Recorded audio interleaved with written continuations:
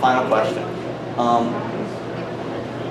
What is your top 2 or 3 issues that you're going to try to focus on when you get to Congress? And then inevitably something's going to come up to try to sidetrack you. How are you going to deal with those challenges? As I was saying in there earlier, the linchpin of everything that I hope to accomplish comes out of campaign finance reform.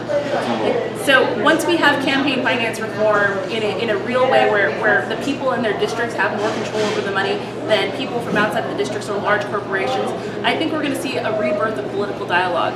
When I talk to Republicans and I tell them, look, I'm doing campaign finance reform for my party, but also for your party, because I, again, as a school board trustee, have worked alongside Republicans who are incredible public servants. We don't agree on anything, or no, we don't agree on everything. We agree on some things because, again, we love our people, right?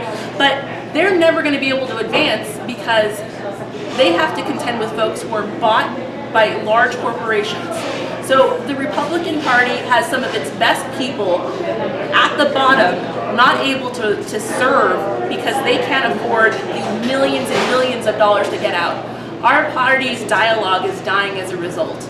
And so I think that I can get across the aisle support from some of our more well-intentioned Republicans in order to get campaign finance reform. So that is a huge focus. And obviously, education is going to be a big thing for me because I think it's not just the most compassionate thing we can do in our country, it's also the foundation for a strong economy for everybody. I would love to have Social Security later, would love to have it, and that's going to depend on whether or not my boys and their peers can support a system like that.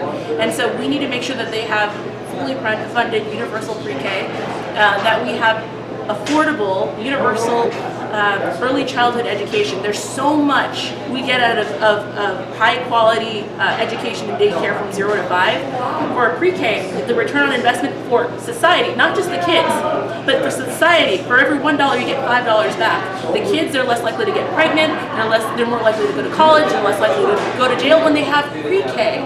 It's the easiest investment we can make, and we're not doing enough of it. So education is going to be my next one. And then finally, healthcare. It's something that touches on everyone, so we need to be able to negotiate for prescription drugs. We're only signed up right now to negotiate for 25. Why not 250 prescription drugs? We need to negotiate those prices down. It shouldn't be cheaper for me to fly to another country, buy a bunch of one type of heart medication or insulin, and then fly back. Than to just buy it in the United States. It's absurd. So negotiating prescription drug prices, making sure that there's an affordable, well-funded public option, and just making sure that healthcare is accessible for everybody in this country. I asked you 2 things you did before, and I hope you do that in Congress. That's the type of I could just keep going. That's the type of Congressperson I want. I asked for 2, you gave me 4, which is beautiful. So, if you would like to just say, look in the camera and say why you are the candidate, why you're the candidate for Texas for 24, you go right ahead. Hi, my name is Candace Valenzuela, and I am leading the field to flip Texas's 24th district. I'm going to be your candidate because I know what it's like to struggle in life and to work very, very hard and not always see the results that we need in order to take care of ourselves and our children. And I want to make sure that you can take care of yourselves and your families in the way that was intended. I'm running for Congress because a lot of those opportunities that helped me go from being homeless, living in a kiddie pool outside of a gas station, to the first Black and Latina woman to serve on my school board, and eventually the first Black Latina woman ever to serve in United States Congress are under attack. We need affordable health care, we need affordable housing, and we need jobs that pay living wages. And I'm here to fight for those.